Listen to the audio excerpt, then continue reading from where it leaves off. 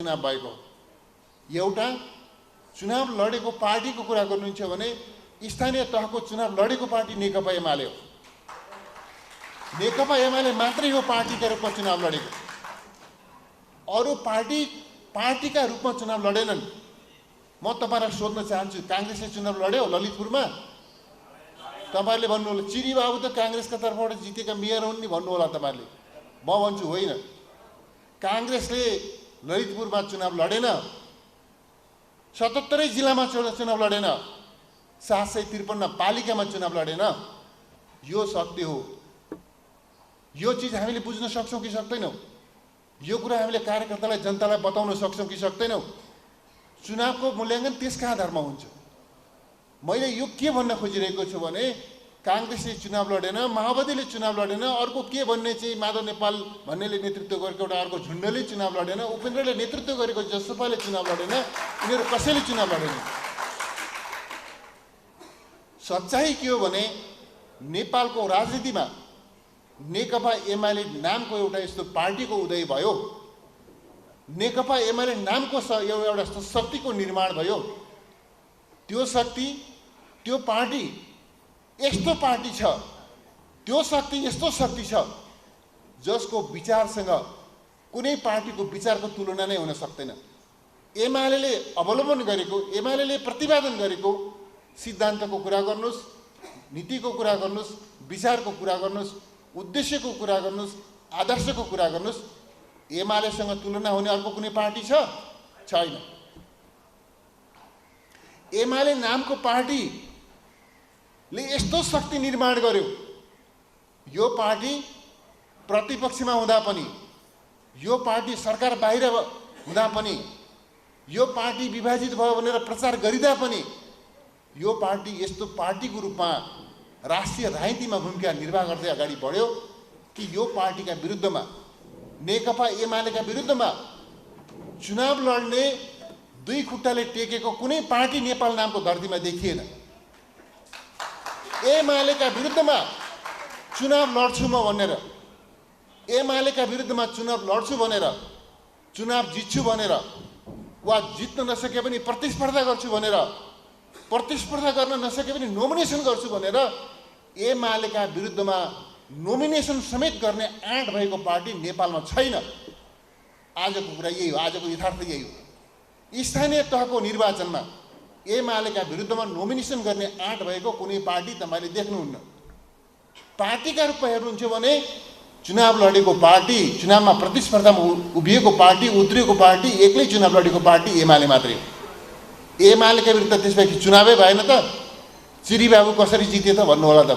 चुनाव भयो, तर चुनाव के भयो भने एकातिर एमाले चुनाव लड्यो, अर्कोतिर गठबन्धन लड्यो। गठबन्धन लड्यो, कहाँ कांग्रेस लड्यो, कहाँ माओवादी लड्यो? गठबन्धन लड्यो, गठबन्धन। त्यसकारणले यो चुनाव एमाले भर्सेस गठबन्धनका बीचको चुनाव हो, गठबन्धन भर्सेस एमालेका बीचको चुनाव हो। हामीले यो चुनावलाई सबभन्दा पहिला बुझ्नु यसरी पर्छ। म कम्प्युटरसँग यो राख्न चाहन्छु। अनि गठबन्धन किन भयो त? एमाले सरकारभन्दा बाहिर छ, एमाले प्रतिपक्षमा छ, एमालेलाई विभाजित गर्ने सम्मको साजिस, अदालतलाई दुरुपयोग गरेर, राज्यका संवैधानिक अङ्गहरूकोलाई दुरुपयोग गरेर एमालेलाई विभाजित गर्ने सम्मका दृश्यताहरू गरिए, विभाजित भयो भनेर प्रचार पनि गरियो। तब पनि एमालेका विरुद्धमा चुनाव लड्ने आँट किन भएन कसैको? एमालेसँग प्रतिस्पर्धा गर्ने आँट किन भएन कसैको?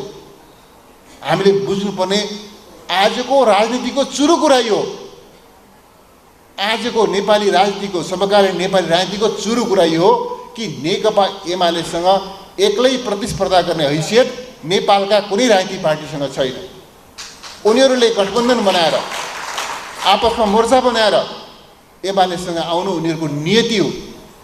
आफ्नो पौरखमा, आफूले आर्जन गरेको जनमतमा, आफूले निर्माण गरेको सङ्गठनमा आधारित भएर शिर उचा गरेर जनताका राष्ट्रका एजेन्डाहरू बोकेर निर्वाचनको मैदानमा प्रतिस्पर्धामा उत्रिने, एक्लै आउँछौ एक्लै आऊ, मिलेर आउँछौ मिलेर आऊ, तिमीहरू सबसँग प्रतिस्पर्धा गर्ने हैसियत हामीसँग छ भन्ने पार्टी नेपालमा एउटा मात्रै पार्टी छ, त्यो नेकपा एमाले हो। त्यसकारणले यो अस्तिको स्थानीय तहको निर्वाचनलाई यस रूपमा लिनुपर्छ भनेर म कमरेडसँग विशेष रूपमा आग्रह गर्न चाहन्छु। यो निर्वाचनलाई यस रूपमा लिनुपर्छ। गठबन्धन भर्सेस एमाले, एमालेसँग अर्को कुनै पार्टी लडेन, गठबन्धन लड्यो, गठबन्धन र एमालेका बिचमा प्रतिस्पर्धा भएको हो। एउटा यो चिजलाई कमरेडले राम्रोसँग हेक्का राख्नुपर्छ भन्ने कुरा म अनुरोध गर्न चाहन्छु। दोस्रो कुरा के हो भनेदेखि अहिले यो गठबन्धन किन भयो?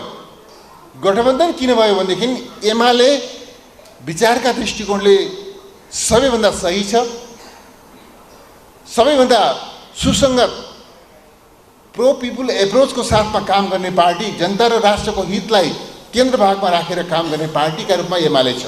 विचारका हिसाबले सबैभन्दा ठिक ठाउँमा एमाले छ। सङ्गठनका हिसाबले सबैभन्दा सुदृढ पार्टी, शिरदेखि तिरसम्म, टाउकोदेखि पुच्छारसम्म, पुच्छारदेखि टाउकोसम्म सबैभन्दा व्यवस्थित रूपमा पार्टीको रूपमा रन गरेको, महाधिवेशन गरेको, अधिवेशन गरेको, कमिटी प्रणालीमा आबद्ध भएको, त्यस हिसाबको पार्टी कुनै छ भने एमाले छ। व्यवस्थित विचार राम्रो छ, सङ्गठन बलियो छ, जनाधार फराकिलो छ। यस अर्थमा सही विचारको आधारमा, सुदृढ सङ्गठनको आधारमा, फराकिलो जनमतको आधारमा, जनाधारको आधारमा हामी चुनावमा उत्रियौँ र हामी प्रतिपक्षमा भएर पनि हामीसँग प्रतिस्पर्धा गर्ने आँट नभएर सत्तामा सामेल भएका शक्तिहरूले आपसमा गठबन्धन गरेर हामीसँग प्रतिस्पर्धामा आएका हुन् र यो निर्वाचनको नतिजा त्यो कन्टेस्टमा आएको भन्ने कुरा कमरेडले बुझ्नुपर्छ। यसो भइरहँदा पनि, यो ढङ्गले हुँदा पनि कमरेडलाई म बताउन चाहन्छु दुई तीनटा तथ्य। एउटा त एमालेका विरुद्ध गठबन्धन, एउटा तथ्य एमालेका विरुद्ध गठबन्धन। दोस्रो हामीले ख्याल गर्नुपर्ने पक्ष के छ भने दोस्रो राज्य शक्तिको चरम दुरुपयोग। राज्य शक्तिको चरम दुरुपयोग, सुरक्षा निकायको स्रोत चरम दुरुपयोग गरिएको छ, राज्यका प्रशासनिक संरचनाको दुरुपयोग गरिएको छ, निर्वाचनमा खटिएका कर्मचारीहरूलाई दुरुपयोग गरिएको छ। यसरी राज्य शक्तिको चरम दुरुपयोग, पहिलो गठबन्धन, दोस्रो राज्य शक्तिको चरम दुरुपयोग, तेस्रो स्रोत साधनको अत्यधिक दुरुपयोग। तपाईँले हाम्रो पार्टीको अध्यक्षले एका ठाउँमा चर्चा गर्नुभएको सुन्नुभयो होला।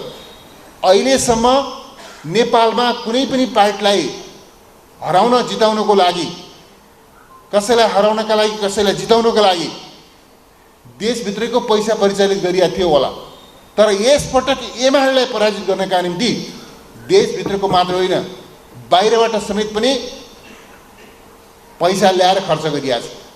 ठुलो मात्रामा धनराशिको दुरुपयोग गरिएको छ। तेस्रो कुरा यो। यसरी के भने यो खालका कुराहरू भएर त्यो सँगसँगै के भयो भने एमाले पङ्क्ति कस्तो भएछ भन्दाखेरि यो विजयलाई चाहिँ जितलाई सहज ठान्ने, नोमिनेसन गर्नका निम्ति, चुनावमा टिकट प्राप्त गर्नका निम्ति, म उम्मेदवार बन्नुपर्छ भन्नका निम्ति साथीहरू तछाड मछाड गर्नुभयो। तर त्यो उम्मेदवारीलाई विजयको किल्लासम्म पुर्याउनका लागि, उम्मेदवारलाई विजयी बनाउनका लागि त्यो खालको कुरा भयो।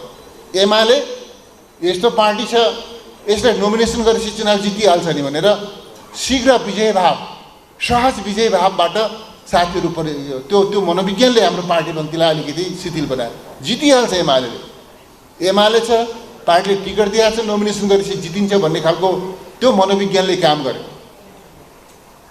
र चौथो कुरो के भयो भने यस बिचमा खास गरिकन नेपाल कम्युनिस्ट पार्टी एमाले र माओवादीका बिचमा एकीकरण सम्पन्न गरेर नेपाल कम्युनिस्ट पार्टी बनेपछि हाम्रो आन्तरिक सङ्गठनात्मक जीवनमा जे जस्ता व्यवधानहरू, जे जस्ता समस्याहरू देखिए, जस्ता विकार विकृतिहरू पार्टी पङ्क्तिभित्र चाहिँ हुर्किँदै गए, हामीले के सोचेको थियौँ भनेदेखि माओवादीलाई रूपान्तरण गर्छौँ, हामी चाहिँ एमालेकरण गर्छौँ, विचारमा एमालेकरण, आचरणमा एमालेकरण, कार्यशैलीमा एमालेकरण माओवादीलाई रूपान्तरण गरेर एमाले बनाउँछौँ भनेको वास्तवमा माओवादीका थुप्रै खराबीहरूले हाम्रो पङ्क्तिलाई पनि प्रदर्शित गर्यो। हाम्रो स्वच्छ पोखरीमा पनि माओवादीका विकारहरू फैलिए। त्यसको असर यो स्थानीय तहको निर्वाचनमा देखिया छ र हाम्रो पङ्क्तिमा कस्तो चाहिँ ठाउँ ठाउँमा स्वार्थका प्रवृत्तिहरू बलशाली ढङ्गले देखियो भने म उम्मेदवार बन्छु ठिक छ, अर्को बन्छ ठिक छैन।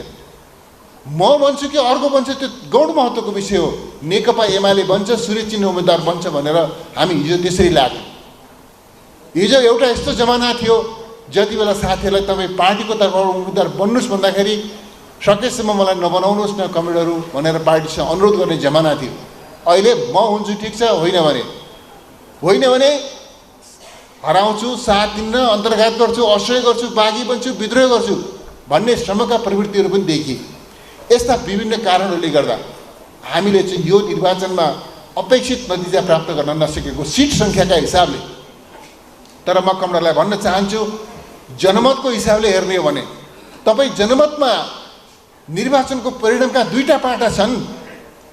एउटा सिट सङ्ख्या हो, अर्को मत सङ्ख्या हो। मत सङ्ख्या पनि तपाईँले हेर्नुहोस्, सिट सङ्ख्या पनि तपाईँले हेर्नुहोस्। मत सङ्ख्या र सिट सङ्ख्या दुवैलाई हेरेर मात्रै निर्वाचनको सही मूल्याङ्कन हुन सक्छ। हो, गठबन्धन भएका हुनाले करिब 100 जति स्थानहरूमा, 100 जति पालिकाहरूमा, 80 देखि 100 जति पालिकाहरूमा हामी थोरै मतले हारेका छौँ, थोरै मतले हारेका छौँ। हाम्रो पङ्क्तिलाई अलिकति उत्साहित ढङ्गले परिचालित गर्न सकेको भए, कतिपय ठाउँमा प्रकट भएका घात अन्तर्घातका असह्यका प्रवृत्तिलाई रोक्न सकेको भएदेखि हामी यही अवस्थामा पनि लार्जेस्ट पार्टी हुने नै थियौँ। के अरू कसैले भन्दा हामी बढ्दा सिटमा जित्ने नै थियौँ। तर त्यो स्थिति चाहिँ रहेन र केही सिटमा हामीहरू पछाडि पर्यौँ। हामी सिट सङ्ख्याको हिसाबले गठबन्धनले प्राप्त गरेको सिटलाई गठबन्धनका दलहरूका बिचमा बाँडफाँड गर्दा सिट सङ्ख्याका हिसाबले हामीहरू दोस्रो भएका छौँ र केही सिट जुन हामीले सुनिश्चित गर्न सक्थ्यौँ त्यस्ता केही ठाउँहरू गुमेका छन्। तर म कमरेडलाई भन्न चाहन्छु, निर्वाचनको नतिजाको एउटा पक्ष हो सिट सङ्ख्या, अर्को पक्ष मत सङ्ख्या हो। र मतका हिसाबले म कुनै तथ्याङ्क कमरेडका माझमा राख्दिनँ। मतका हिसाबले यो स्थानीय तहको निर्वाचनमा यदि अलग अलग पार्टीको कुरा गर्नुहुन्छ भनेदेखि सबैभन्दा ज्यादा मत प्राप्त गरेको पार्टी नेकपा एमाले हो। यति ठुलो कन्स्पिरेसीका बिचमा पनि देशी विदेशी प्रतिक्रियावादीहरू हाम्रा विरुद्धमा लागे, स्वदेश र विदेशको स्रोत साधन हाम्रा विरुद्धमा लाग्यो, राजनीतिक शक्तिको चरम दुरुपयोग गरियो र हाम्रा विरुद्ध महागठबन्धन गरियो। तब पनि जनमतको हिसाबले एमाले पहिलो पार्टी। यो चाने चुने कुरा होइन कमेन्टहरू, यो चाने चुने कुरा होइन, चाने चुने उपलब्धि होइन, चाने चुने सफलता होइन। हामीले यो निर्वाचनको नतिजालाई यस रूपमा बुझ्नुपर्छ भनेर म कमेन्टलाई राख्न चाहन्छु। तर विडम्बना के छ भने माओवादीले अघिल्लोचोटि 74मा करिब 15 लाखको आसपास मत पाएको, अहिले 10-11 लाखमा खुम्चिया छ। माओवादीले जिते भन्छन्, अरूले जिते भन्छन्। हामी मतका हिसाबले अगाडि छौँ, हाम्रो पङ्क्तिले हार्यो, अरूले सही र्याई प्रचार गरिदिएछ, अनि हो कि क्या हामी हार्यो कि क्या भन्ने त्यो मनोविज्ञानमा हाम्रो पङ्क्ति छ। त्यस कारणले निर्वाचनको नतिजालाई यस रूपमा बुझ्नका लागि म कमरेडसँग हार्दिकतापूर्वक आग्रह गर्न चाहन्छु। जहाँसम्म मैले कमरेडलाई के भन्न चाहन्छु भनेदेखि यो निर्वाचनको क्रममा जुन प्रकारको ट्रेन्डहरू देखियो, जस्ता खालका प्रवृत्तिहरू देखिए, यसले हामीलाई केही महत्त्वपूर्ण सङ्केतहरू गरेको छ। त्यस विषयमा म पछि बताउने छु। हामी यो स्थानीय तहको निर्वाचनको नतिजाको जगमा उभिएर यसले दिएका शिक्षाहरूलाई ठिक ढङ्गले ग्रहण गर्दै, हाम्रो सङ्गठनात्मक जीवनलाई व्यवस्थित गर्दै, हाम्रो जनाधारलाई फराकिलो बनाउँदै हामी आउने निर्वाचनको तयारीमा छौँ। र म पछि म कमरेडलाई बताउने छु, आउने निर्वाचन नेकपा एमाले जित्नुपर्छ, जित्ने गरी हामी लाग्छौँ। ललितपुरमा कमरेडले के गर्छ त्यो तपाईँहरूको कुरा हो। जित्न मन छ भने लाग्नु पर्यो, जिताउने गरिकन।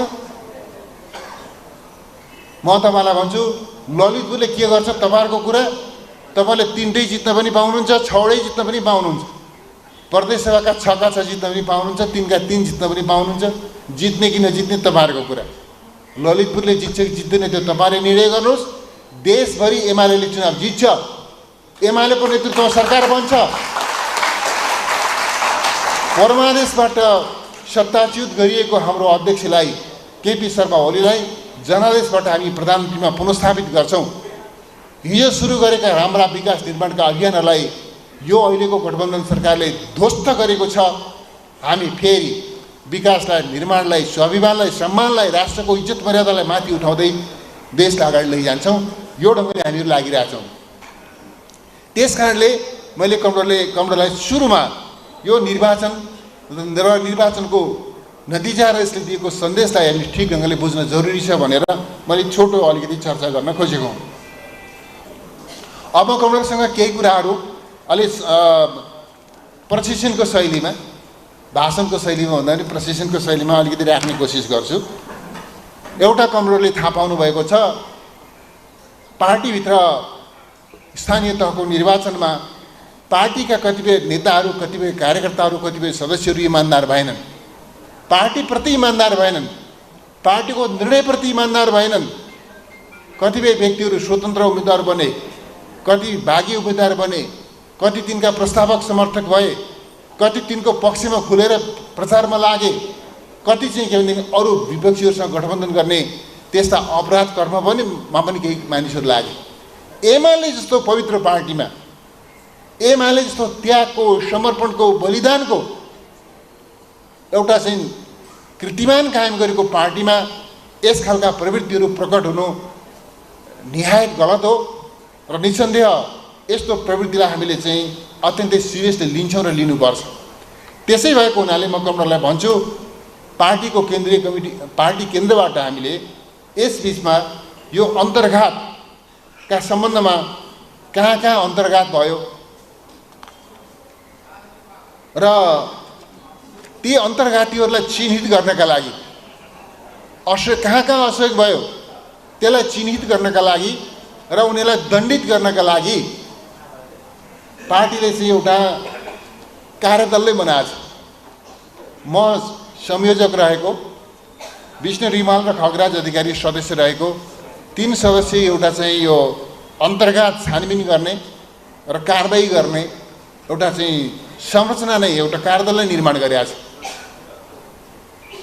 अब कमरेडलाई म यो भनेर यो चाहिँ कारबाहीको डन्डा देखाएर तपाईँलाई यदि कोही हुनुहुन्छ भने, अस्तिको निर्वाचनमा इमान्दार ढङ्गले नलागेको कोही हुनुहुन्छ भने तपाईँहरूलाई मैले चाहिँ यो डन्डा देखाएर तर्साउन मात्रै खोजे पनि होइन।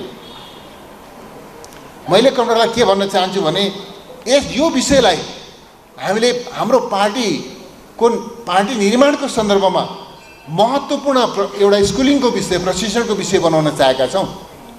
हामीले के चाहेका छौँ भने के देख्यौँ भनेदेखि यो बिचमा केही अन्तर्घातका प्रवृत्तिहरू यस रूपमा प्रकट भए। पार्टीको निर्णयभन्दा भिन्न व्यक्तिको नामको पार्टीको निर्णय एउटा व्यक्तिको नाममा भएको छ, अर्को व्यक्तिले टिकट खोसेर लगेर आफ्नो नाममा चाहिँ उम्मेदवारी दर्ता गरेका छ। रामबहादुरको नाममा टिकट भयो, श्यामबहादुरले लगेर उम्मेदवारी दर्ता गरिदिएछ। यस्ता प्रवृत्ति पनि देखिए। अनि बागी बन्ने, स्वतन्त्र बन्ने प्रवृत्ति देखिए। बागी स्वतन्त्रहरूलाई सघाउने प्रस्तावक समर्थक बन्ने देखियो। विरोधी उम्मेदवारको पक्षमा र पार्टीको उम्मेदवारको विपक्षमा विरोधीसँग साँठगाँठ गर्ने यस खालका प्रवृत्तिहरू देखिए र पार्टीको उम्मेदवारको पक्षमा सक्रिय नहुने, औपचारिकता पुरा गर्ने, मञ्चमा गएर भोट पनि मागिदिने, तर चाहिँ त्यो मत प्राप्त गर्नका निम्ति जुन ढङ्गको सक्रियता हुनुपर्छ त्यो ढङ्गले नलाग्ने, यस खालका प्रवृत्तिहरू देखिए। हामीले अहिले के भनेका छौँ भने सबै तहका पार्टी कमिटीहरूले आफ्नो कार्यक्षेत्रभित्र देखिएका समस्याहरूलाई, यस खालका समस्यालाई चिन्हित गर्नु पर्यो। गल्ती गर्नेलाई चाहिँ कारबाहीको दायरामा ल्याउनु पर्यो। कारबाहीका प्रकृतिहरू फरक हुन सक्छन्। कसैलाई हामी आलोचना गरेर छोड्न सक्छौँ, कसैलाई निष्कासन गर्नुपर्ने हुनसक्छ, कसैलाई निलम्बित गर्नुपर्ने हुनसक्छ। कारबाहीका प्रकृतिहरू फरक हुन सक्छन्, तर हामी यो गल्ती गर्नेहरूलाई नोटिसमा लिन्छौँ भन्ने हाम्रो त्यो चाहिँ त्यस अन्तर्गत यो चाहिँ कार्यदल बनेको छ र हामीले के भनिरहेका छौँ भने कमरेडहरू, अब यो न्यायको सिद्धान्तले के भन्छ भने एउटा दोषी दोषीहरूले उम्किन सक्लान् तर निर्दोष दण्डित हुनु हुँदैन भन्ने मान्यतामा हामी विश्वास गर्छौँ। त्यस अर्थमा हामी कारबाही गर्दा दोष प्रमाणित गरेर मात्रै, साँच्चै नै दोषी यकिन भएपछि मात्रै, प्रमाणित भएपछि मात्रै कारबाही गर्छौँ, यो ढाँचामा जान्छौँ। त्यस अर्थमा जिल्ला कमिटीले, प्रदेश कमिटीले, पालिका तहका कमिटीहरूले कहीँ त्यस प्रकारका गल्ती कमजोरी गरेका छन् साथीहरूले भनेदेखि आफ्नो तहमा अनुशासनात्मक कारबाही फाइन्डिङ गरेर गल्ती कमजोरीहरूलाई, अपराधहरूलाई फाइन्डिङ गरेर गल्ती गर्नेलाई यथोचित ढङ्गले दण्डित गर्नु पर्यो। जहाँसम्म केन्द्रको कुरा छ, प्रदेश तहले कारबाही गर्न नमिल्ने, केन्द्रीय तहबाट मात्रै कारबाही गर्नुपर्ने तहका समस्याहरू छन् भने त्यस्ता विषयहरूमा मात्रै हामी केन्द्रीय तहबाट हात हाल्छौँ। हामी यस रूपमा चाहिँ अगाडि बढ्छौँ।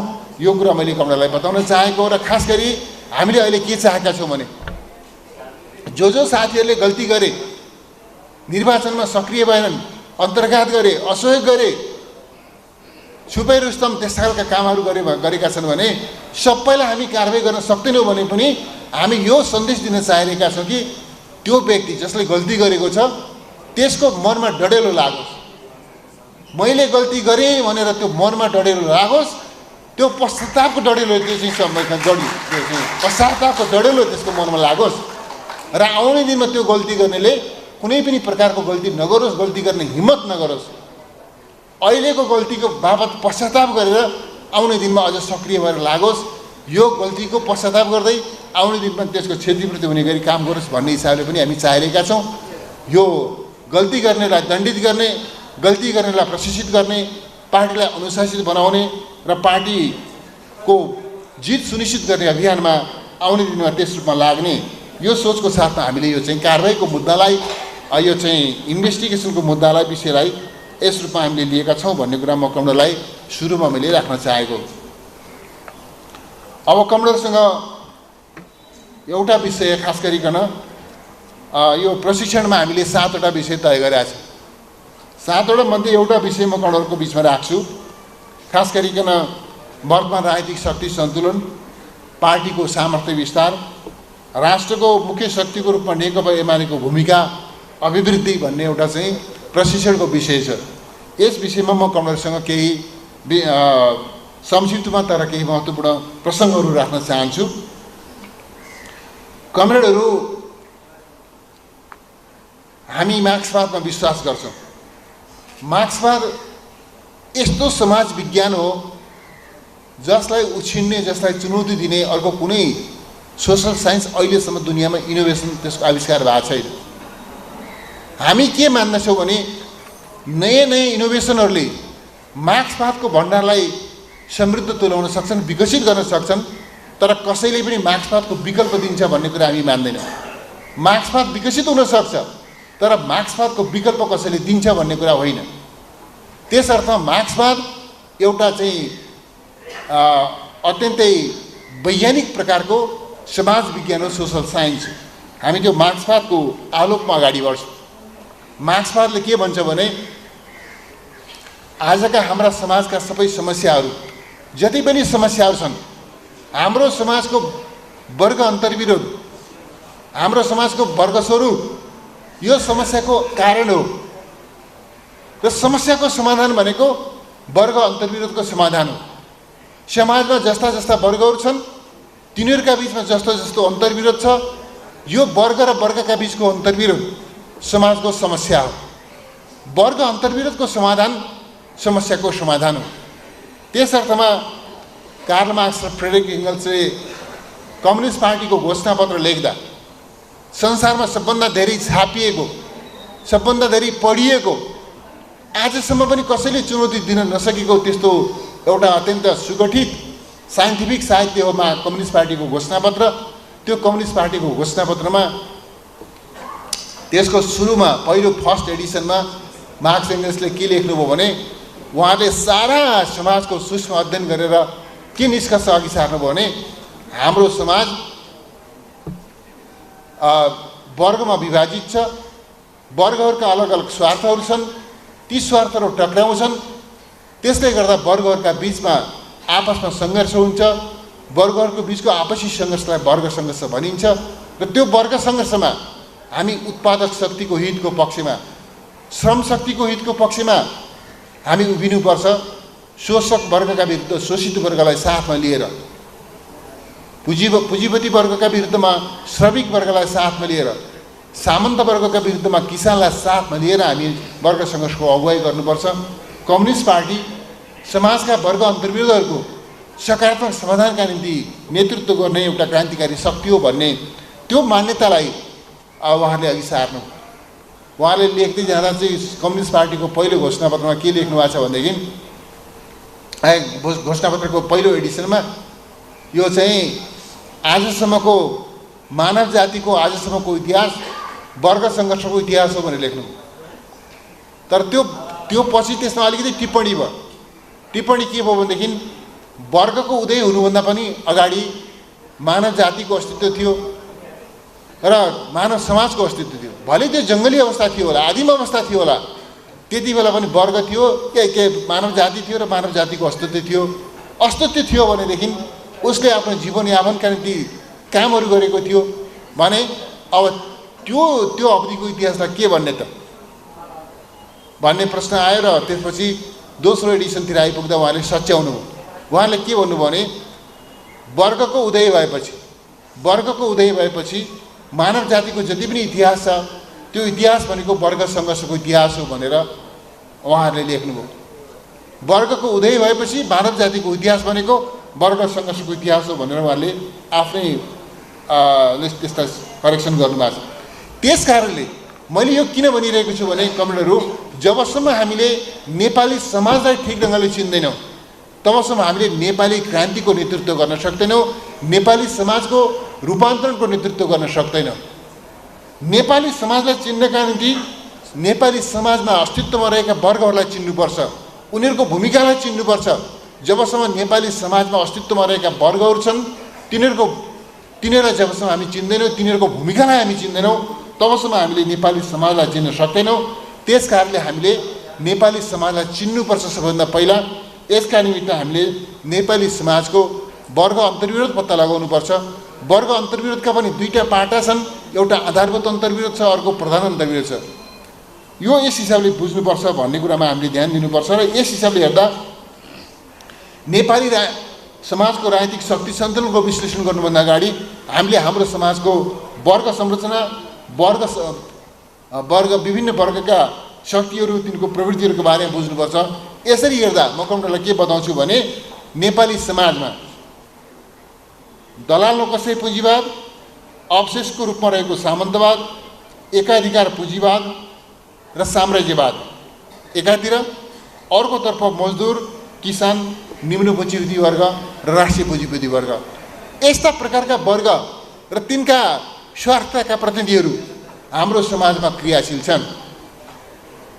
त्यस अर्थमा यो दलाल नोकरशाही पुँजीवाद, सामन्तवाद, अवशेषको रूपमा रहेको सामन्तवाद, एकाधिकार पुँजीवाद, साम्राज्यवाद र प्रभुत्ववाद एकातिर, अर्कोतिर मजदुर, किसान, निम्न पुँजीपति र राष्ट्रिय पुँजीपति वर्ग भएको यो अन्तर्विरोध नेपाली समाजको आधारभूत अन्तर्विरोध। नेपाली समाजका तबसम्म सम्भव छैन जबसम्म यो आधारभूत अन्तर्विरोध तपाईँ समाधान गर्न सक्नुहुन्न। यो अन्तर्विरोधलाई मजदुर, किसानको, निम्न पुँजीपतिको, राष्ट्रिय पुँजीपतिको हितमा हुने गरिकन जबसम्म यो अन्तर्विरोधको समाधान हुँदैन तबसम्म समाज अगाडि बढ्दैन भन्ने हामी मान्छौँ। त्यसर्थ हामीले यो चाहिँ समाजको आधारभूत अन्तर्विरोधलाई, समाजको वर्ग संरचनालाई यस रूपमा बुझ्नुपर्छ भन्ने कुरा मैले राख्न चाहेको। र अहिले यो आधारभूत अन्तर्विरोधमध्ये प्रधान अन्तर्विरोध के छ त भन्दा सामन्तवाद र एकाधिकार पुँजीवादको संरक्षणमा, सामन्तवाद होइन, साम्राज्यवाद र एकाधिकार पुँजीवादको संरक्षणमा हुर्किएको दलाल नोकरशाही पुँजीवादसँग अनि नेपाली जनताको अन्तर्विरोध। नेपाली जनताको भन्नाले मजदुर, किसान, निम्न पुँजीपति वर्ग र राष्ट्रिय पुँजीपति वर्ग भन्ने बुझिन्छ। यो नेपाली जनताको अन्तर्विरोध अहिले यति बेलाको नेपाली समाजको प्रधान अन्तर्विरोध हो भन्ने कुरा बुझ्नुपर्छ वर्गीय दृष्टिकोणले। यो अलिकति त्यति धेरै कानमा चिनी छिर्ने खालको कुरा परेन कि ग्यास अलि झ्याउझ्याउ लाग्ने हुन्छ कि यो वर्ग अन्तर्गत भनेको छ के भनेको छ यो शास्त्रीय कुरा अलि झ्याउको कुरा हुन्छ फेरि खैर यो पङ्क्तिले यति कुरा नबुझिकन फेरि हुँदैन हेर्नुहोस् त्यस कारणले मैले कमरेडलाई आधारभूत अन्तर्विरोध बताएँ अनि आधारभूत वर्ग अन्तर्विरोध आधारभूत प्रमुख वर्ग अन्तर्विरोधको बारेमा मैले बताएँ अब कमरेडलाई यो हाम्रो समाजका राजनीतिक शक्तिहरूको बारेमा बताउँछु राजनीतिक शक्ति राजनीतिक पार्टी वर्गको प्रतिनिधि हुन्छ वर्गको प्रतिनिधि पार्टीहरू छन् भनेदेखि कुनै पनि समाजमा एकभन्दा बेसी पार्टीहरू छन् भने बुझ्नु पर्यो कि त्यो समाजमा रहेका फरक फरक पार्टीहरूले फरक फरक वर्गको हितको प्रतिनिधित्व गर्दछन् राजनीतिक पार्टीहरू वर्गहितका प्रतिनिधि हुन् वर्गहितका प्रतिनिधि हुन् भन्ने कुरालाई हामीले राम्रोसँग बुझ्नुपर्छ त्यस कारणले हामी के मान्दछौँ भने पार्टीहरूले वर्गको हितको प्रतिनिधित्व गर्छ एउटा पार्टीले एउटा खास वर्गको हितको प्रतिनिधित्व गर्छ अर्को पार्टीले अर्को खास वर्गको हितको प्रतिनिधित्व गर्छ हाम्रो समाजमा कस्ता कस्ता पार्टी छन् तिनले कसको हितको प्रतिनिधित्व गर्छन् तिनीहरूमा कस्ता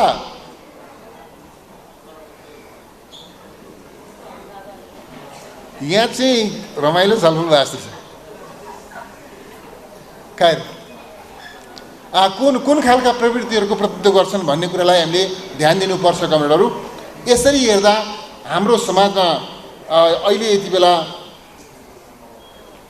मैले चाहिँ 5 प्रकारका राजनीतिक प्रवृत्तिहरू तपाईहरुको सामनेमा मैले राख्न चाहन्छु छन् भनेर बताउन चाहन्छु एउटा प्रवृत्ति एउटा शक्तिको प्रतिनिधित्व नेकपा एमाले गर्छ त्यसो त हामी के भन्छौँ भने एउटा पार्टीले एउटा खास वर्गको हितको प्रतिनिधित्व गर्छ तर एउटै वर्गको हितको प्रतिनिधि पनि एकभन्दा बेसी हुन सक्छन् जस्तो तपाई बेलायतको कुरा गर्नुस् अमेरिकाको कुरा गर्नुस् भारतकै कुरा गर्नुस् भारतमा तपाई कांग्रेस आई भन्नुस् कि बीजेपी भन्नुस् उनीहरूको वर्ग चरित्र एउटै हो ती दुवै पार्टीहरू वर्ग दृष्टिकोणले एउटै हुन् रिपब्लिकन भन्नुस् कि डेमोक्रेटिक भन्नुस् लेबर भन्नुस् कि कन्जर्भेटिभ भन्नुस् यी सबै पार्टीहरूको क्लास क्यारेक्टर एउटै छ वर्ग चरित्र एउटै छ तर एउटै वर्ग चरित्र एउटै वर्गको प्रतिनिधि भइकन पनि एकभन्दा बेसी पार्टीहरू हुन सक्दा रहेछन् त्यस अर्थमा हामीले के भन्छौँ भने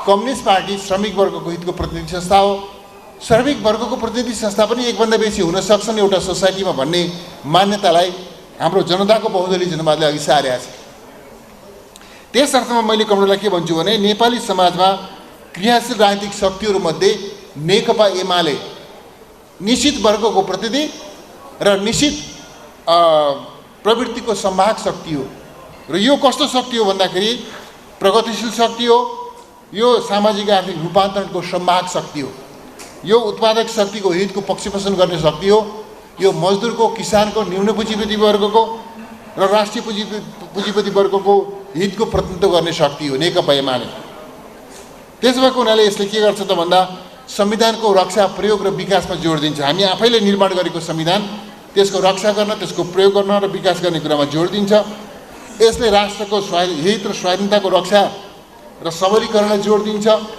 यसले चाहिँ चौतर्फी विकास समृद्धि सामाजिक न्यायलाई जोड दिन्छ यसले समाजवादको आधार निर्माण गर्ने कुरालाई जोड दिन्छ यसले हाम्रो कन्टेस्टमा हामीले समाजवादलाई हाम्रो नेपाली सन्दर्भमा फरक पदावलीमा प्रयोग गरेका छौँ समृद्ध नेपाल सुखी नेपाली समृद्ध नेपाल र सुखी नेपालीको सार्थक कार्यान्वयनमा पुग्दा सायद नेपाली समाजवादमा पुग्नेछ यस हिसाबले हामी समृद्ध नेपाल सुखी नेपालीको राष्ट्रिय आकांक्षा सूत्रबद्ध गरेका छौँ हामी त्यसको पक्षमा काम गर्छौँ र यसरी सत्ता पक्षमा हुँदा वा प्रतिपक्षमा हुँदा जहाँ रहौँ हामी सत्ता पक्षमा हुँदा नीति निर्माण गरेर निर्णय गरेर कार्यान्वयन गरेर हामी यस ढङ्गका काम गर्छौँ प्रतिपक्षमा हुँदा यिनै विषयहरूलाई सदनको सडकको माध्यमबाट यी विषयहरूमा आवाज बुलन्द गर्छौँ यी विषयमा आम जनतालाई वरिपरि गोलबन्द गर्छौँ यसरी प्रगतिशील शक्ति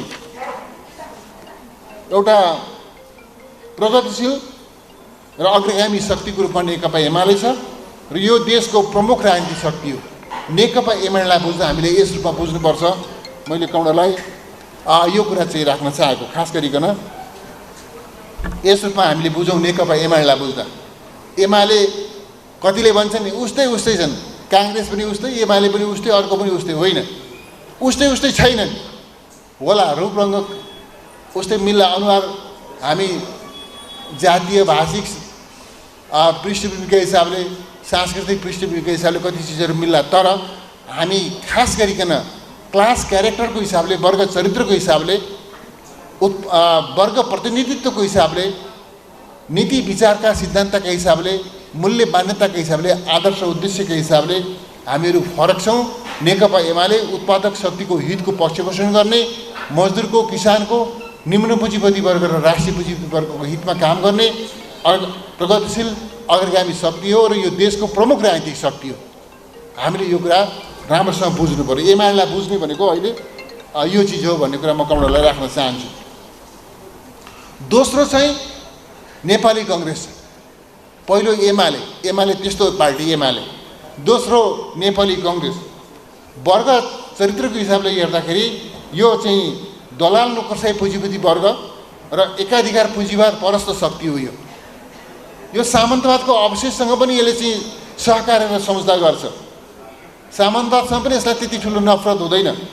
वर्गीय रूपमा यसले दलाल नोकरसाही पुँजीपति वर्ग, एकाधिकार पुँजीवाद र साम्राज्यवादको हितको प्रतिनिधित्व गर्छ। यसले एकाधिकार पुँजीवादको हितको प्रतिनिधित्व कसरी गर्छ, साम्राज्यवादको हितको प्रतिनिधित्व कसरी गर्छ, म तपाईँलाई मैले भनिरहनु परेन।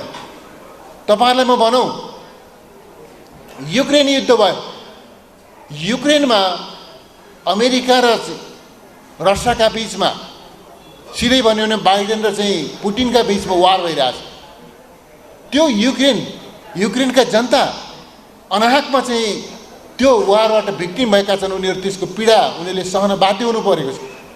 युक्रेनको भूमि अमेरिका र रसियाको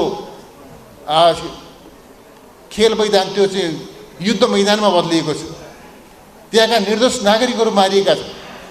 तर तपाईँलाई म बताउन चाहन्छु, नेपाली कङ्ग्रेस यो साम्राज्यवाद परस्त छ, एकाधिकार पुँजीवाद परस्त छ भनेर मैले किन भनिरहेको छु भन्दाखेरि, तपाईँलाई उदाहरणको रूपमा म भनौँ,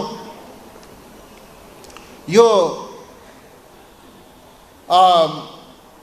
युक्रेनमा भएको अमेरिका र चाहिँ रसियाका बिचको लडाइँमा चाइनाले बोलेका छैन, इन्डियाले बोलेका छैन, अरू कतिपय मुलुकहरूले बोलेका छैनन्। शेरबहादुर देउवाको सरकारले अमेरिकाको पक्षमा रसियाको विरुद्धमा वक्तव्य दियो, क्याबिनेटबाट निर्णय गरेर वक्तव्य दियो। यो के हो? त्यो अहिले नेपालले युक्रेनमा भएको त्यो लडाइँमा, बाइडेन र पुटिनका बिचको लडाइँ, अमेरिका र रसियाका बिचको लडाइँमा नेपालले कसैको पक्ष लिनुपर्ने हो? हाम्रो नीतिले त्यो कुरा भन्छ, नेपालको असंलग्न परराष्ट्र नीतिले त्यो कुरा भन्छ? भन्दैन। तर शेरबहादुर देउवा नेतृत्वको सरकारले त्यति टाढाको चाहिँ मामिलामा पुटिनको विरुद्धमा, बाइडेनको पक्षमा, अमेरिकाको पक्षमा, रसियाको विरुद्धमा वक्तव्य दिन्छ। यो साम्राज्यवाद परस्त चरित्र भनेको यो। तपाईँहरूलाई म भन्न चाहन्छु, यस बिचमा यो सरकारले, शेरबहादुर देउवा नेतृत्वको सरकारले एसपीपी सम्झौता गर्ने गम्भीर साजिस गर्दै थियो। त्यो एसपीपी सम्झौताको ड्राफ्ट एमाले पाएको थिएन भने, एमाले त्यसलाई सदनमा विरोधको विषय बनाएको थिएन भने, सडकमा विरोधको विषय बनाएको थिएन भने, खबरदार एसपीपी हुन दिँदैनौँ हामी भनेर एमाले चाहिँ आवाज बुलन्द गरेको थिएन भने, अहिलेसम्म शेरबहादुर देउवाजी प्रधानमन्त्रीको हैसियतमा अथवा रक्षा मन्त्रीको हैसियतमा आफ्ना केही सचिव सहसचिवहरूलाई लिएर अमेरिका पुगिसक्नु भएको हुने थियो र एसपीपी सम्झौता भइसक्यो नि। उहाँको उपस्थितिमा उहाँका प्रतिनिधिले एसपीपी सम्झौतामा हस्ताक्षर गरिसकेका हुने थिए। त्यो एसपीपी सम्झौता भएको भए के हुन्थ्यो तपाईँलाई म बताउँछु। एसपीपी सम्झौता भएको भए नेपाल युक्रेन हुँदै थियो, नेपाल युक्रेन हुँदै थियो। तिब्बतका विरुद्धमा नेपाली भूमि प्रयोग गर्न चाहन्छ अमेरिका, त्यसका लागि अमेरिकाले नेपाललाई एसपीपी बाँध्न चाहन्छ। एसपिपी सम्झौता मार्फत स्टेट पार्टनरसिप प्रोग्राम भनिन्छ जसलाई एसपिपी संक्षिप्तमा, त्यस मार्फत नेपाललाई बाँध्न जोड्न चाहन्छ र एसपिपी सम्झौता भएको भए तपाईँले देख्नु भएको छ त्यसमा के लेखिएको छ थाहा पाउनु भएको छ।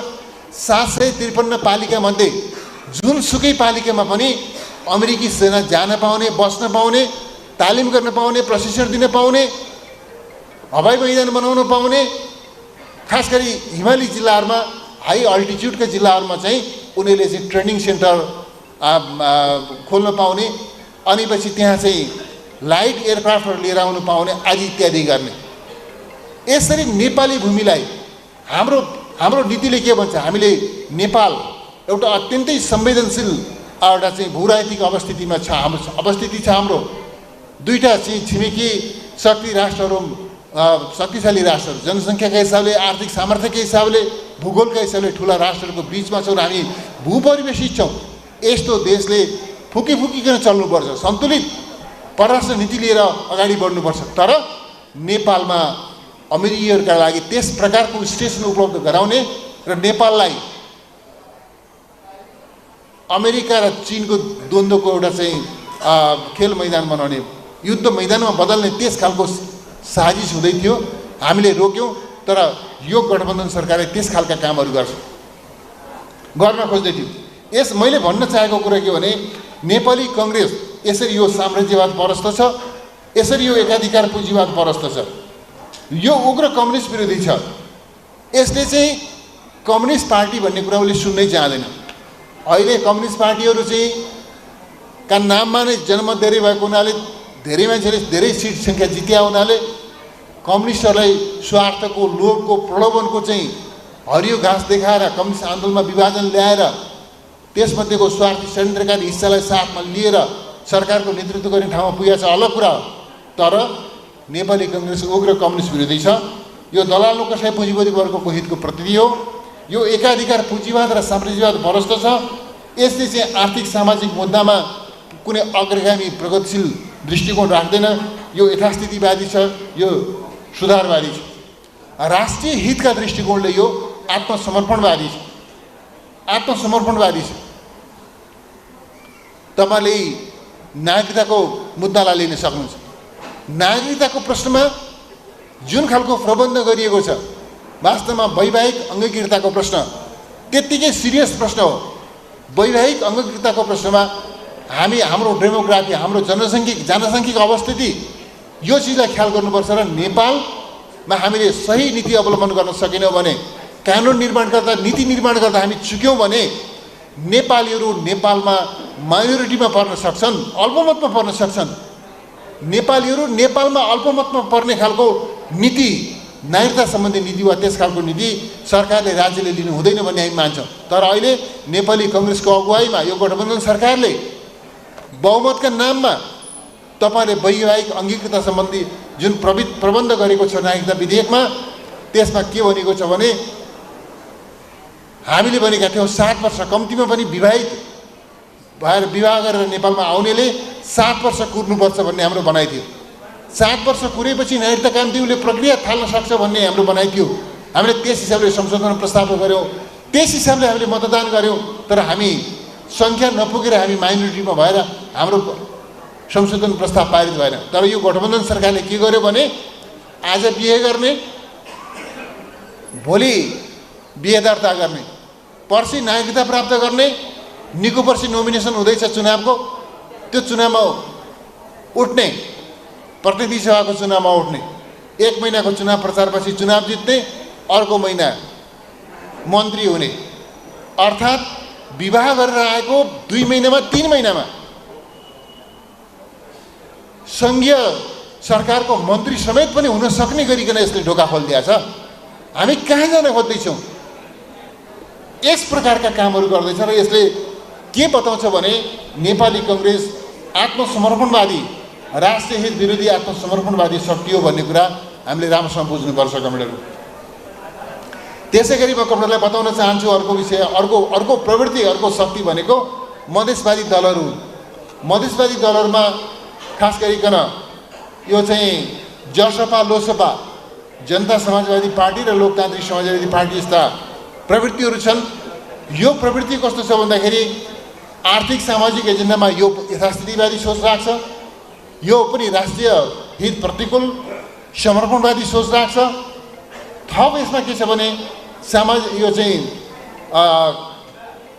दलाल नोकरशाही पुँजीवाद र एकाधिकार पुँजीवाद परस्त छ र यो चाहिँ क्षेत्रीय सङ्कीर्णतावाद र साम्प्रदायिक सद्भाव विरोधी।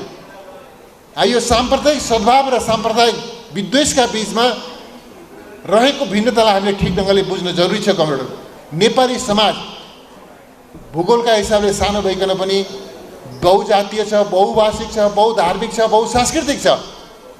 यो विविधता छ। वेशभूषादेखि भाषाभाषीसम्म अनेक अनेक विविधता भएको हाम्रो देश हो। यो विविधता हाम्रो कमजोरी हो कि हाम्रो स्ट्रेन्थ हो? यो हाम्रो ताकत हो। यदि तपाईँले यो विविधतालाई साम्प्रदायिक विद्वेषका निमित्त दुरुपयोग गर्नुहुन्छ भने यो विविधता हाम्रो कमजोरीका रूपमा प्रकट हुन्छ।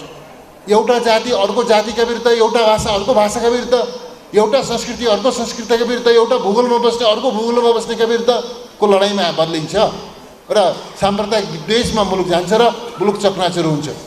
होइन, यसलाई स्ट्रेन्थको रूपमा, ताकतको रूपमा प्रयोग गर्ने भने हामी विविध जात जातिका मानिसहरू हामी चाहिँ के भनेदेखि मिलेर अगाडि बढ्न सक्छौँ। हामी कस्तो देशका नागरिक छौँ भनेदेखि एउटै घरको मान्छे बिहानमा स्वयम्भू पूजा गर्न जान्छ, पशुपतिनाथ जान्छ अनि अर्को ठाउँमा पनि जान्छ। यस खालको छ। यो ढङ्गको चाहिँ धार्मिक सहिष्णुता भएको देश, भाषिक सांस्कृतिक सहिष्णुता भएको देश, सद्भाव भएको देश। मुसलमान कविले चाहिँ रामायण अनुवाद गर्ने देश। यस्तो खालको देशमा हामी छौँ र यो हाम्रो स्ट्रेन्थ हो। तर यो खास गरी मधेसवादी दलहरू क्षेत्रीय सङ्कीर्णता, भूगोलका खास गरी तराई र पहाडका बिचमा विभेद सृजना गरेर अनि क्षेत्रीय सङ्कीर्णताको प्रतिनिधित्व गर्छन् र साम्प्रदायिक सद्भावका विरुद्धमा साम्प्रदायिक विद्वेष फैलाउने हिसाबले कोसिस गर्छन्। यो पनि अवसरवादी स्वार्थी र कम्युनिस्ट आन्दोलन विरोधी प्रवृत्ति हो। यो तेस्रो प्रवृत्ति। चौथो प्रवृत्ति खास गरिकन यो माओवादी केन्द्र र यो अहिलेको यो चाहिँ माधव नेपालहरूले बनाएको भनिएको यो समाजवादीले प्रतिनिधित्व गर्छ। यो चाहिँ के हो भन्दाखेरि यो खास गरी प्रभुत्ववाद, साम्राज्यवाद र प्रतिक्रियावादी शक्तिको औजारमा बदलिएको छ। तपाईँ माओवादी केन्द्रको कुरा गर्नुहोस् अथवा चाहिँ समाजवादी केन्द्रको कुरा यो चाहिँ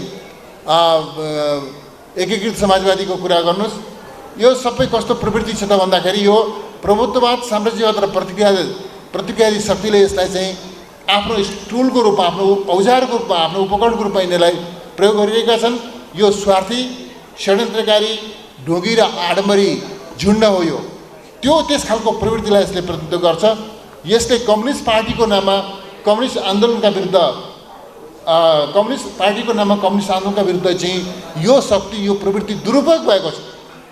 कम्युनिस्ट पार्टीको नेतृत्वको सरकारलाई ढालेर कङ्ग्रेसको नेतृत्वमा, शेरबहादुर देउवाको नेतृत्वमा सरकार बनाउने र त्यो सरकारमा रहेर गर्वबोध गर्ने, कम्युनिस्ट पार्टीको सरकार गिराएकोमा गर्वबोध गर्ने, काङ्ग्रेसको नेतृत्वमा सरकार बनाएकोमा गर्वबोध गर्ने, त्यस खालको प्रवृत्ति छ। यसले के देखाउँछ भने यो प्रवृत्ति प्रभुत्ववादी, साम्राज्यवादी र प्रतिक्रियावादी शक्तिले प्रयोग गरेको उनीहरूले प्रयोग गर्न सक्ने खालको प्रवृत्ति हो। उनीहरूको यो औजार हो, टुल हो।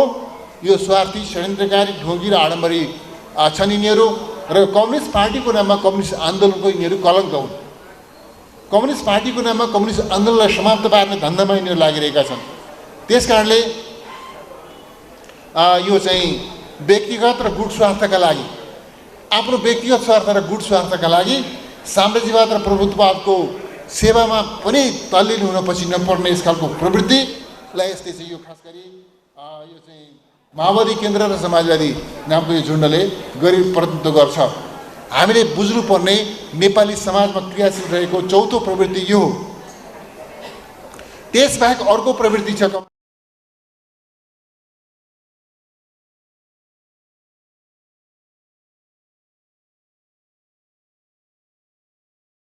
पार्टी। यसले यो प्रतिनिधित्व गर्छ। यसले के गर्छ त भन्दाखेरि वर्गीय दृष्टिकोणले यो सामन्तवादको अवशेष दलाल नोकरशाही पुँजीवाद को चाहिँ पक्षमा उभिन्छ यसले। त यो चाहिँ खास गरिकन राजनीतिक रूपमा यसले राजतन्त्रको पक्षपोषण गर्छ, हिन्दू अतिवादको चाहिँ यसले वकालत गर्छ, संविधानको विरोध गर्छ। यस्तो खालको यो प्रवृत्ति छ र यो सामाजिक आर्थिक एजेन्डामा चाहिँ यो यथास्थितिवादी सोच राख्छ, प्रतिगामी सोच राख्छ। यो चाहिँ एजेन्डाका हिसाबले, वर्ग चरित्रका हिसाबले यो चाहिँ प्रतिगामी शक्ति हो। त्यस हिसाबले यो पाँचौँ प्रवृत्ति यस खालको छ।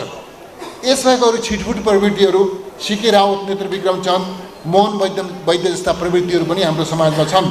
समग्रतामा भन्दा नेपाली समाजमा 5 प्रकारका प्रवृत्तिहरू, राजनीतिक प्रवृत्तिहरू छन्। एउटा प्रवृत्ति, एउटा शक्ति नेकपा एमाले यसले प्रतिनिधित्व गर्छ, अर्को नेपाली कङ्ग्रेसले प्रतिनिधित्व गर्छन्, अर्को माओवादी र यो कथित समाजवादीले प्रतिनिधित्व गर्छ र अर्को राप्रपाले। यसरी 5 प्रकारका प्रवृत्तिहरू नेपाली समाजमा क्रियाशील छन् भन्ने कुरा कमरोले हेरेर राख्नुपर्छ। हामीले हाम्रो समाजलाई, हाम्रो समाजका राजनीतिक शक्तिहरूलाई, तिनका प्रवृत्तिहरूलाई बुझ्नका निम्ति यी प्रवृत्तिहरूलाई बुझ्नुपर्छ।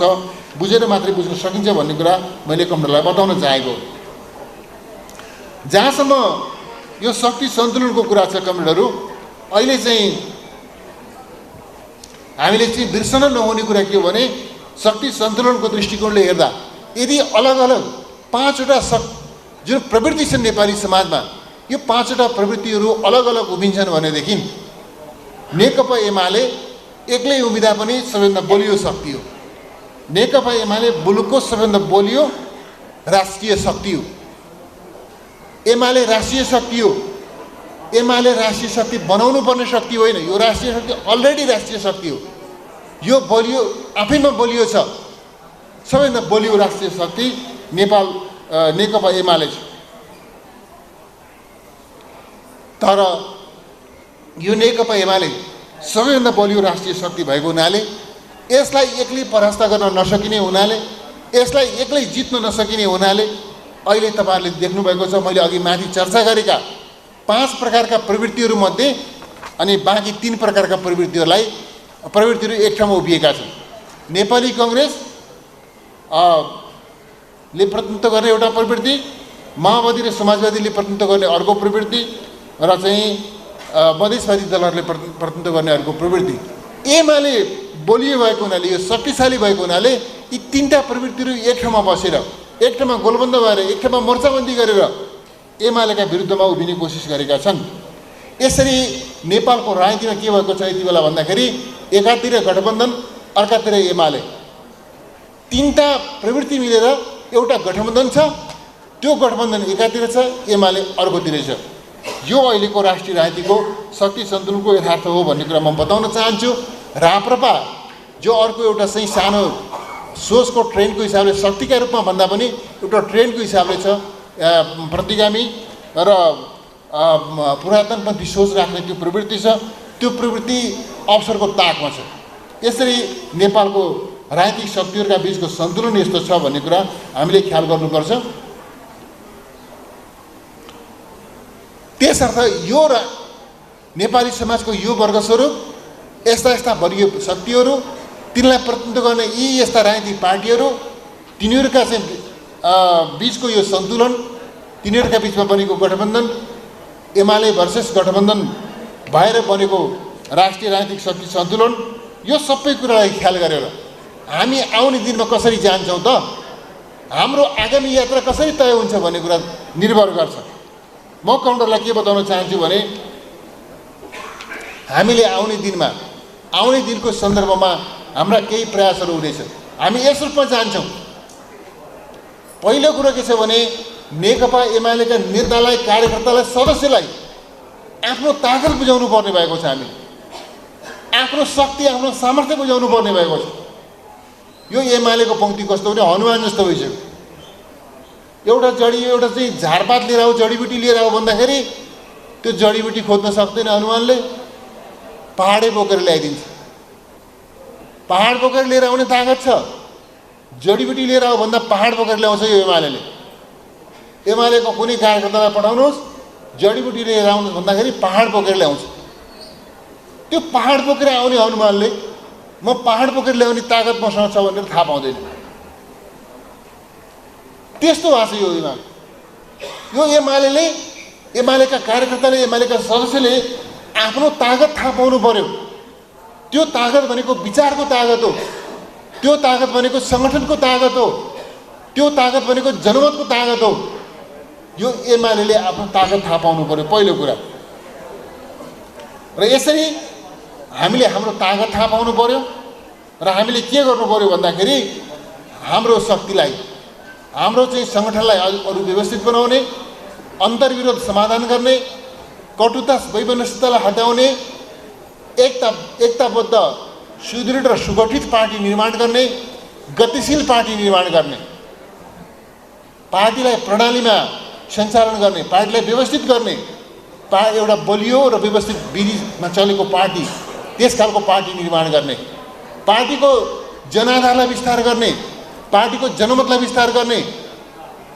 हाम्रा विरुद्ध गठबन्धन मात्रै होइन, महागठबन्धन भयो भने पनि हामी त्यो गठबन्धनलाई परास्त गर्न सक्ने गरिकन हामी हाम्रो जनाधार विस्तार गर्न चाहन्छौँ। त्यो जनाधार विस्तार गर्ने, त्यो जनाधार विस्तारको काम एकताबद्ध सही नीतिमा आधारित एकताबद्ध र क्रियाशील पार्टीले मात्रै गर्न सक्छ। त्यो ढङ्गले गर्ने। यसरी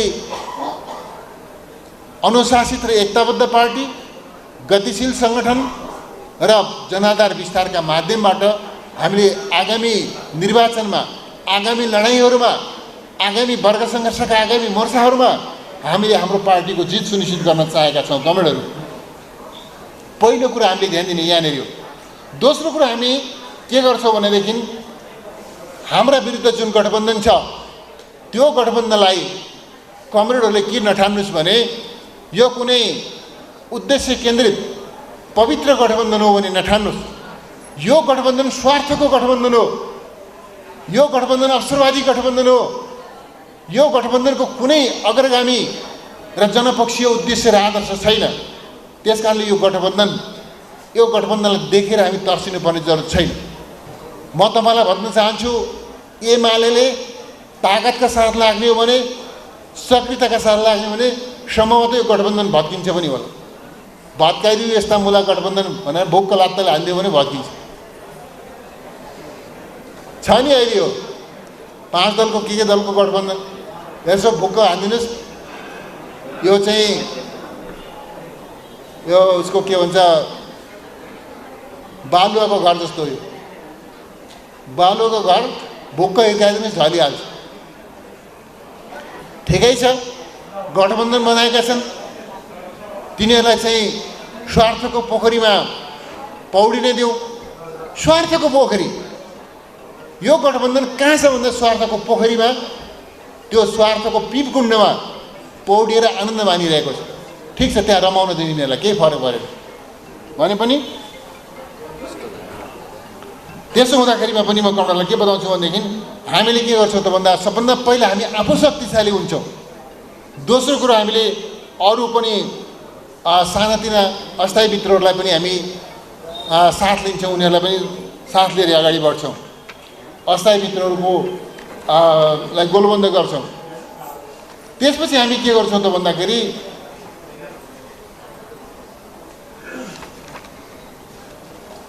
यो जुन गठबन्धन छ, गठबन्धनका क्रियाकलापलाई सूक्ष्म अवलोकन गर्छौँ कमरेडहरू।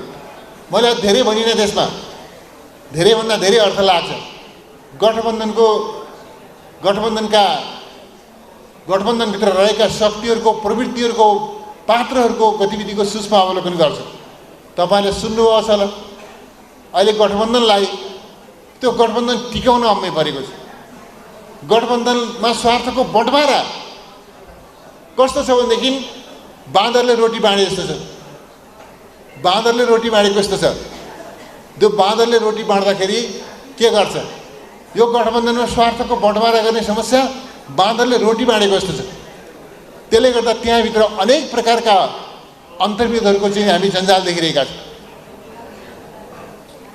काङ्ग्रेसका आफ्नै स्वार्थ छन्, माओवादीका आफ्नै स्वार्थ छन्, जसपा लगायतको अरू आफ्नै स्वार्थहरू छन्। ती स्वार्थका बिचमा अनेक प्रकारका टक्रावहरू, अनेक प्रकारका अन्तर्विरोधहरू देखिएका छ। त्यो अन्तर्विरोध मलाई के लाग्छ भनेदेखि स्वयं गठबन्धनका नेताहरूले त्यो अन्तर्विरोधलाई व्यवस्थापन गरेर जान सक्ने मैले कुनै सम्भावना देख्दिनँ।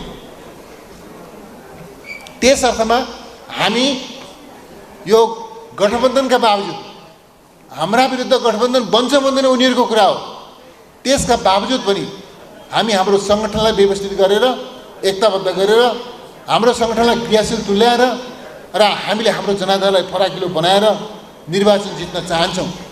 रह्यो सवाल निर्वाचनमा राज्य शक्तिको प्रयोग हुन्छ नि भन्ने कुरा, हुन्छ, त्यो कुनै लुकेको कुरा छैन। राज्य शक्तिको प्रयोग पनि हुन्छ, ज्यादती धाँधली पनि हुन्छ, त्यसको प्रतिवाद पनि हुन्छ। म कमरेडलाई बाजुरा जिल्लाको बुढीगङ्गा नगरपालिकाको चुनाव सबभन्दा पछिल्लोचोटि भएको चुनावको सम्झना गराउँछु। बुढीगङ्गामा एमालेलाई पराजित गर्नका निम्ति के चाहिँ गर्न बाँकी थियो ल भन्नुहोस् त? पुलिसको प्रयोग, प्रशासनको प्रयोग, निर्वाचनमा खटिएका कर्मचारीको प्रयोग, महानिरीक्षकको कार्यालयको प्रयोगदेखि लिएर सारा चिज के बाँकी थियो? पैसाको खोलो बगेको थियो, सारा चिज गरिएको थियो। सम्पूर्ण ताकत लगाउँदा पनि अन्तको चुनाव सकिएको हुनाले सारा गठबन्धनका नेताहरूको ध्यान शक्ति त्यही केन्द्रित भएको थियो। ती सारा चिज लाग्दा पनि एमाले शानदार ढङ्गले करिब 2/3 बहुमतको चाहिँ के भनेदेखि मत, त्यो चाहिँ मतको हिसाबले पनि त्यसरी चाहिँ जितेको छ। त्यो शानदार ढङ्गले जित हासिल गरेको छ र यो खालको चाहिँ हामीले यो घटनाले के बताउँछ भने राज्य शक्तिको दुरुपयोग गर्ने कोसिस हुन्छ, धाँधलीका कोसिसहरू हुन्छन्, षड्यन्त्रका कोसिसहरू हुन्छन्, तर त्यो हामीले बुझ्ने कुरा के हो भने त्यो धाँधलीभन्दा, त्यो राज्य शक्तिको दुरुपयोगभन्दा जनताको सङ्गठित शक्ति धेरै बलियो हुन्छ। जनताको सङ्गठित शक्तिको सामनेमा राज्य शक्तिको दुरुपयोग कामयाब हुन सक्दैन। यसर्थ एमाले जनताको सुदृढ समर्थन र फराकिलो जनाधारका बलमा सबै प्रकारका दाउपेचहरूलाई, षड्यन्त्रलाई चिर्दै हामी आउने निर्वाचनमा जित्न चाहन्छौँ, जित हासिल गर्न चाहन्छौँ। यसरी मैले कमरेडलाई बताउन चाहेको कुरा के छ भने अबको हाम्रो कार्यभार म कमरेडलाई बताउँछु। खास गरिकन आज 19 गते, साउन महिनाको 19 गते, आज सम्भवतः हिजो मात्रै गठबन्धनका दलहरूले बैठक बसेर आगामी मङ्सिर 4 गते प्रतिनिधि सभा र प्रदेश सभाको निर्वाचन गर्ने भनेर सहमति गरेका छन्। त्यही सहमतिको आधारमा आज सम्भवतः आज गरे नै छ भने पर्सि आउने सोमबार गर्ला, 2-4 दिनभित्रै सम्भवतः आजै यो प्रतिनिधि सभा र प्रदेश सभाको निर्वाचनको मिति घोषणा हुनेवाला छ। उनीहरूले सिफारिस गरे अनुसार सम्भवतः मङ्सिर 4 गते नै निर्वाचन होला। मङ्सिर 4 गते निर्वाचन भयो भने हामीसँग कति समय बाँकी रह्यो भन्नुहोस् त? भदौ, असोज, कार्तिक भइसक्यो ल, निर्णय भइसक्यो ल। मैले न्युज हेर्न ल्याएको थिएन। निर्वाचनको मिति घोषणा भइसक्यो। मैले यहाँ बोल्दै गर्दा कमरेडले मलाई जानकारी दिनुभयो कि निर्वाचनको मिति घोषणा भइसक्यो। मङ्सिर 4 गते निर्वाचन हुँदैछ। मङ्सिर 4 गते भनेको आइ नै सक्यो। भदौ, असोज, कार्तिक 3 महिना। यो त 19 मा छौँ। अब यो हप्ता 10 दिन त हामीले बाँकी टाँकी काम गरेर आफूलाई सम्हाल्दै चाहिँ जुत्ता मोजा लगाउँदैमा हामी समय बितिसक्छ। कुद्नका निम्ति 3 महिना छ। यो अवधिमा हामीले कसरी काम गर्छौँ भन्ने प्रश्न छ। म कमरेडलाई के बताउन चाहन्छु भने अरू सबै कुरा प्रयास र परिणाम भन्ने दुईटा चिज हुन्छ, दुईटा पदावली। प्रयास नगरिकन परिणाम आउँदैन।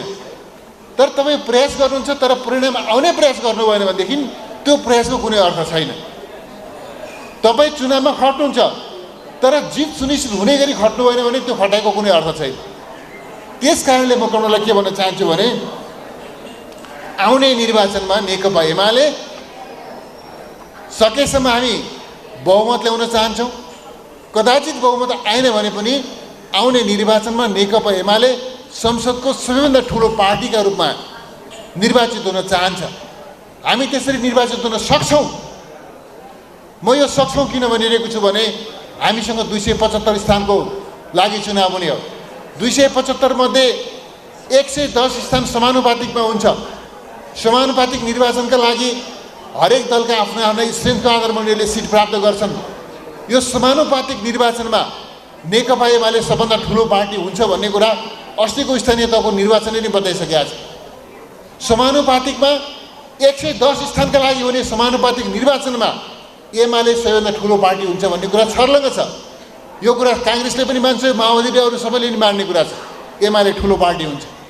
अब बाँकी रह्यो निर्वाचन, प्रत्यक्ष निर्वाचनको 165 स्थान। त्यो 165 स्थानमध्ये हामीले एउटा निर्वाचन क्षेत्रको विश्लेषण गरेका छौँ कमरेडहरू।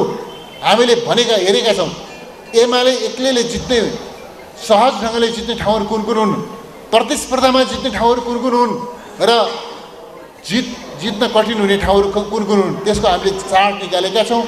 जित सुनिश्चित ठाउँलाई हामी लक गर्न चाहन्छौँ। जहाँ चाहिँ प्रतिस्पर्धाको साथमा चुनाव जित्ने सम्भावना छ ती ठाउँ हामीले त्यही ढङ्गले शक्ति सामर्थ्य केन्द्रित गर्न चाहन्छौँ र हामी 165 स्थानको प्रत्यक्षको निर्वाचनमा पनि हामी अरू कोही दल, कुनै पनि दलभन्दा अग्रस्थानमा निर्वाचित हुन चाहन्छौँ। त्यो तयारीको साथमा, त्यो योजनाको साथमा पार्टी केन्द्र अगाडि बढ्छ र यो चाहिँ विजय यात्रामा ललितपुर जिल्लाले के योगदान गर्ने, कमरेडले सोच्नुहोस्।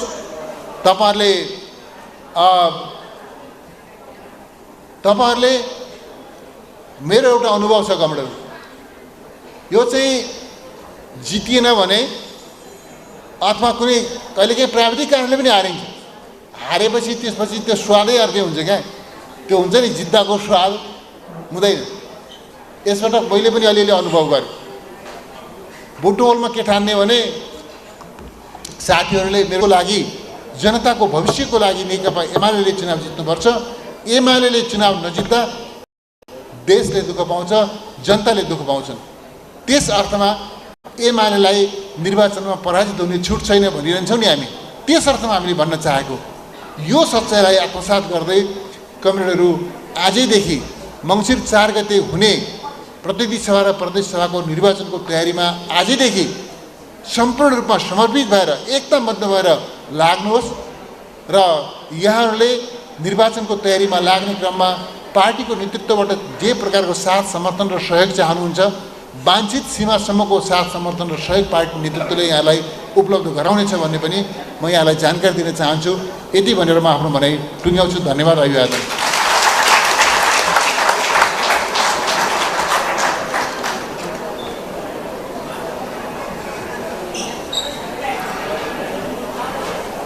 धन्यवाद। पार्टीका केन्द्रीय उपाध्यक्ष आदरणीय नेता विष्णु पौडेलज्यू, मङ्सिर 4 मा निर्वाचन घोषणा भर्खर भइसकेको अवस्था छ।